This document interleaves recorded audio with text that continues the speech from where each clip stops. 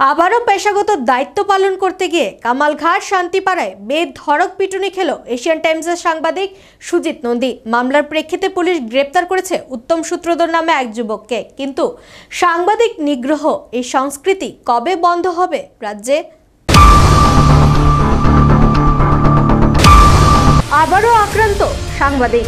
পেশাগত দায়িত্ব পালন করতে গিয়ে আক্রমণের শিকার হলো সে। মাথা ফাটিয়ে দেওয়ার পাশাপাশি মাটিতে ফেলে বেধড়ক পেটানো হয়েছে সাংবাদিক সুজিতকে। এই আক্রমণে তার মৃত্যু পর্যন্ত হতে পারত।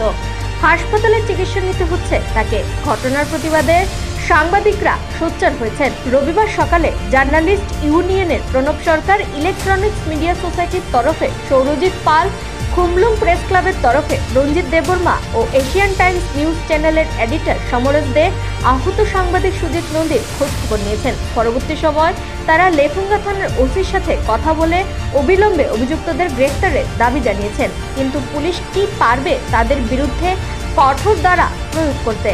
আর কতদিন এভাবে রাজ্যে সাংবাদিক পেটানো চলবে? সাংবাদিকদের সুরক্ষা নিশ্চিত করার প্রতিশ্রুতি কি এখনো প্রতিশ্রুতি থেকে যাবে? গণমাধ্যমের সঙ্গে যুক্ত যেসব সাংবাদিকরা রয়েছেন তাদের কি কোনো ধরনের নিরাপত্তা আছে?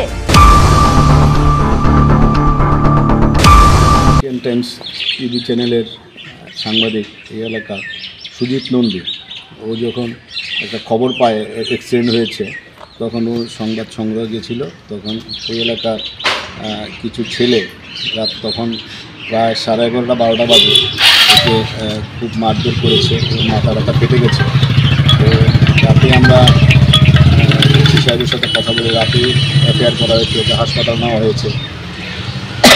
তো আজকে আমরা সকালে সবাই মিলে এসেছি, ওসির সাথে কথা বলেছি এবং ওসি বলেছেন যে এই ব্যাপারে অ্যাকশান করবেন। একজন ইতিমধ্যে অ্যারেস্ট হয়েছে, বাকি আরও সম্ভবত 4-5 জন আছে। তো এখানে খুব একটা মুভ ছিল, এখানে খুব জটলা ছিল অ্যাক্সিডেন্টের কেন্দ্র করে। তখন একুরেটলি কে কে ছিল স্পেসিফিক কয়েকজনের নাম পাওয়া গেছে, 5-6 জনের। তারা বলেছে ওরা ইমিডিয়েট অ্যারেস্ট করবে, প্রয়োজনীয় আইনগত ব্যবস্থা নেবে। তো আমরা করেছি, ওসি সাহেবকে বলেছি, ওসি সাহেব আমাদের সাথে খুব কোঅপারেশন করেছে। যারা থানাতে আছে ওদেরকেও ওরা সবাই কোঅপারেশন করেছে। ওদেরকে আমরা বলেছি যে আপনারা অ্যারেস্ট করুন, অ্যারেস্ট করে প্রয়োজনীয় আইনগত যে ব্যবস্থা গ্রহণ করার এটা গ্রহণ করুন। ওনারা আশ্বাস দিয়েছে। তো আমরা দেখব ওনারা কী কাজ করে, পরবর্তী পদক্ষেপ করে নেওয়া।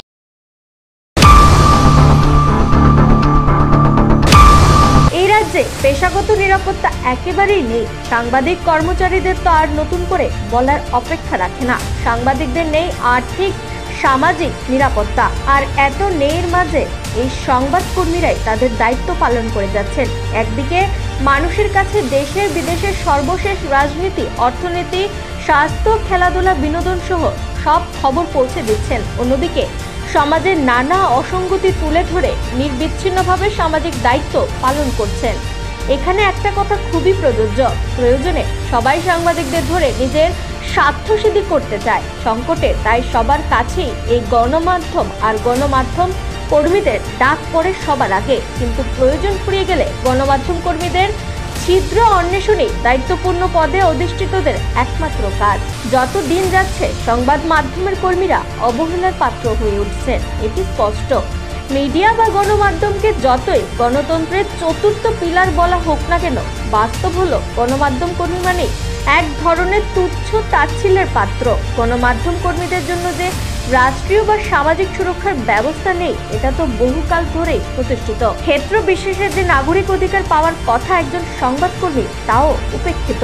গোটা দেশে এরকম বহু উদাহরণ রয়েছে, আর রাজ্যে তো রয়েছেই। সুদীপ ও শান্তনু এবং অসংখ্য সাংবাদিক পেটানোর ঘটনা। সুদীপ শান্তনু খুনের কি প্রকৃতই বিচার হয়েছে? এই কথায় বলা যায় হয়নি। তৎকালীন বাম সরকারের সময়ে ঢাক ঢোল পিটিয়ে বলা হয়েছিল রাজ্যে খুন হওয়ার 2 সাংবাদিক বিচার পাবেন। ক্ষমতার পরিবর্তনের পর রাজ্যের বর্তমান সরকারও সে একই আশ্বাস দিয়েছিল, 2 সাংবাদিক খুনের সঠিক তদন্ত হবে এবং সাংবাদিক খুনের সাথে জড়িতরা উপযুক্ত শাস্তি পাবে। কিন্তু শান্তনু হত্যা মামলায় কারা খুনি তারাই এখন পর্যন্ত সঠিকভাবে চিহ্নিত হয়নি। আর সুদীপ দত্ত ভূমি খুন মামলায় অপরাধীরা কি শাস্তি পেল সেটাও অজানা। এই রাজ্যের সাধারণ মানুষ এখন তাদের নামও ভুলে গেছে। আর এজন্য দায়ী আমরাই, কারণ এটি কার্যত প্রতিষ্ঠিত হয়ে গেছে। সাংবাদিক নিগ্রহ করলে কিছু হয় না, যেখানে সাংবাদিক খুন হলে সঠিক চার্জশিট পর্যন্ত হয় না, সেখানে সাংবাদিক নিগ্রহের বিচার চাওয়া তো বোকামি। এক্ষেত্রে ত্রিপুরা রাজ্যে ইতিমধ্যে গত 6 বছরে সাংবাদিকদের উপর বারে বারে আক্রমণ নামিয়ে আনা হয়েছে। অধিকাংশ ক্ষেত্রে অভিযুক্তরা গ্রেপ্তার পর্যন্ত হয়নি। এ রাজ্যে দুটো সংবাদপত্র অফিসে যে ধরনের ভাঙচুর চালানো হয়েছিল তারও বিচার হয়নি। যারা ভাঙচুর করেছিল তাদের একজনও গ্রেপ্তার হয়নি, কিন্তু কারা ভাঙচুর করেছিল তা সবাই জানে। এরা এখনো সাংবাদিকদের দেখলে সুযোগ পেলেই কটূক্তি করেন। শাসকদের কাছে বারবার অভিযোগ করলেও সাংবাদিকরা বিচার পান না, বরং প্রয়োজনের সময় শাসকেরাও সাংবাদিকদের ব্যবহার করেন।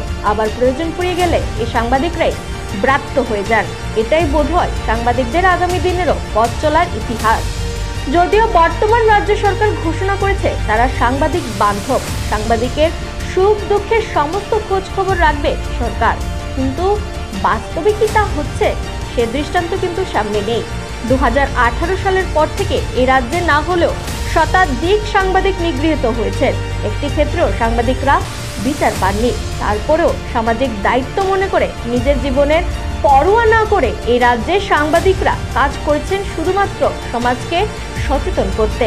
কিন্তু এক্ষেত্রে সরকারের সহযোগিতা না পেলে রাজ্যের সাংবাদিকরা খুব একটা বেশি এগিয়ে যেতে পারবেন না, সেটা নিশ্চিত করেই বলা যায়। কাজের স্বাধীনতা দিয়ে সরকার যদি সাংবাদিকদের পেশাগত কাজের সুরক্ষা দিত, তাহলে সেটা রাজ্যের জন্য ভালো ছাড়া মন্দ হতো না, সেটা শাসক দলও খুব ভালো করেই জানে।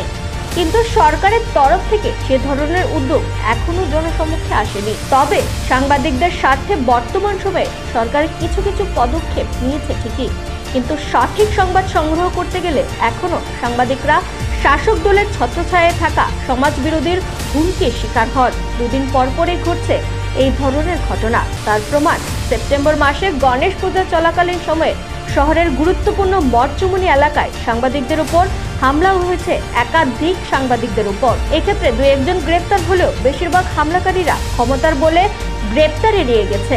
সেপ্টেম্বরে ওই ঘটনার পর রাজ্যের বিভিন্ন জায়গায় আরো বেশ কিছু সাংবাদিকের উপর আক্রমণ হয়েছে এবং এখনো হচ্ছে। তারও জ্বলন্ত প্রমাণ সাংবাদিক সুজিত নন্দীর উপর হামলার ঘটনা। কামালঘাট শান্তিপাড়ার বাসিন্দা সাংবাদিক সুজিত নন্দী একটি দুর্ঘটনার খবর পেয়ে তার নিউজ কভার করতে গিয়েছিলেন। পেশাগত দায়িত্ব পালন করার সময় ওই এলাকার সমাজদ্রোহী হিসেবে পরিচিত বেশ কয়েকজন সুজিত নন্দীর উপর হামলা চালায়। দুষ্কৃতিকারীরা বেধড়ক পিটিয়েছে তাকে, তার মাথা ফাটিয়ে দেওয়া হয়েছে। যেভাবে তার মাথায় আঘাত করা হয়েছে তাতে তার মৃত্যু হতে পারত। হাসপাতালে গিয়ে তাকে চিকিৎসা নিতে হয়েছে। কিন্তু রাজ্যের বুকে ইদানিংকালে যেভাবে একাধিক সাংবাদিক আক্রান্ত হচ্ছেন সেটা কল্পনা করাই যায় না। তবে এটা বিচ্ছিন্ন ঘটনা নয়, প্রকৃতপক্ষে সমাজ বিরোধীদের সবসময় টার্গেট এই সাংবাদিকরা, আর এজন্যই হামলা শিকার হলেন সুজিত নন্দী।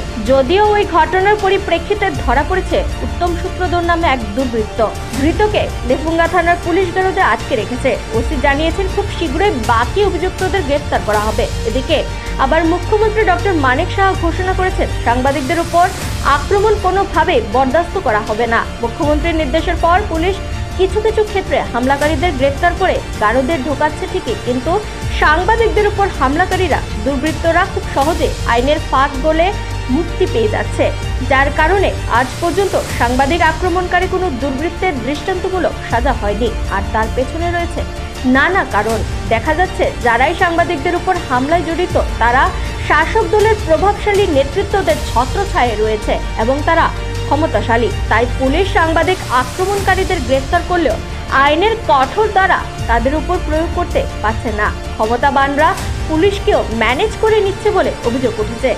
সাংবাদিকদের উপর আক্রমণ করেও পার পাওয়া যায় সেটা অন্যান্য সমাজ বিরোধীরাও জেনে যাচ্ছে। তাই ছোটখাটো অপরাধীরাও এখন সাংবাদিকদের আক্রমণ করতে পিছপা হচ্ছেন না। এদিকে সুজিত নন্দীর উপর হামলাকারীদের মধ্যে একজন গ্রেপ্তার হয়েছে। পুলিশের দাবি অনুযায়ী বাকিরাও গ্রেপ্তার হবে, কিন্তু যাদেরই গ্রেপ্তার করা হবে তাদের যদি কঠোর শাস্তি না হয়, ক্ষমতাশালীদের হস্তক্ষেপে তারা যদি জেল থেকে মুক্তি পেয়ে যায়, তবে জেল থেকে বেরিয়ে পরবর্তী সময়ে তারা সাংবাদিকদের হুমকি ধমকি দেবে না সেই গ্যারান্টি কি আছে? তাই যারাই গ্রেপ্তার হবে এবং হয়েছে তাদের বিরুদ্ধে কঠোর ধারায় আইন প্রয়োগ করতে হবে পুলিশকে। কিন্তু তারপরেও সন্দেহ রয়েছে আবারও না ক্ষমতাশালীরা সক্রিয় হয়ে ওঠে সাংবাদিক হামলাকারীদের বাঁচাবার জন্য। কারণ ক্ষমতাশালীদের ইন্ধন না থাকলে সমাজবিরোধীরা এভাবে রাস্তায় সাংবাদিক পেটানোর সাহস পেত না। তাই সুজিত নন্দীর উপর যারা হামলা করেছে, হবে কি তাদের কঠোর শাস্তি? নিজস্ব প্রতিনিধি রিপোর্ট, এশিয়ান টাইমস।